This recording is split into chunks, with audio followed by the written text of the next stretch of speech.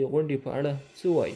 دغه ډول کانفرنسونه، دغه ډول ناستې دا افغانستان لپاره یو ښه زیری ده او دا د افغانستان د موجوده حکومت هغه ډیپلوماټیک پرمختګ ښیي. په کابل کې د سیمهییزې همکارۍ غونډه چې د 11 هیوادونو چین، ایران، پاکستان، ازبکستان، ترکمنستان، قزاقستان، هند، ترکیې او اندونیزیا د سفیرانو ترڅنګ د ډیپلوماټانو ماموریتونو هم ګډون کړی و، د افغانستان او سیمې په اړه په مهمو موضوعاتو بحث شوی دی. اخلال او بې امنیتي سره باید په سیمه کې هیڅ نوعه همکاري ونشي. د 11 هیوادونو استازو په ګډه د افغانستان امن او ثبات د ټولې سیمې او نړۍ لپاره اړین بللی او له اسلامي امارت سره یې پر ښو اړیکو ټینګار کړی دی.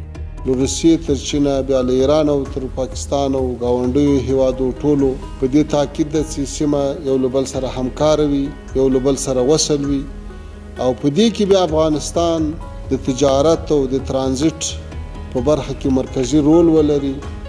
د جنوبي اسیا او د مرکزي اسیا تر مابین د وصل ذریعه سي، د اقتصاد مرکز سي. په دې غونډه کې د افغانستان د اقتصاد پر ښه والي او دغه راز په یو شمېر ملي پروژو لکه ټاپي، کاسا زر او د اوسپنې پټلۍ په کارونو او عملي کېدو او همکارۍ ټینګار شوی دی.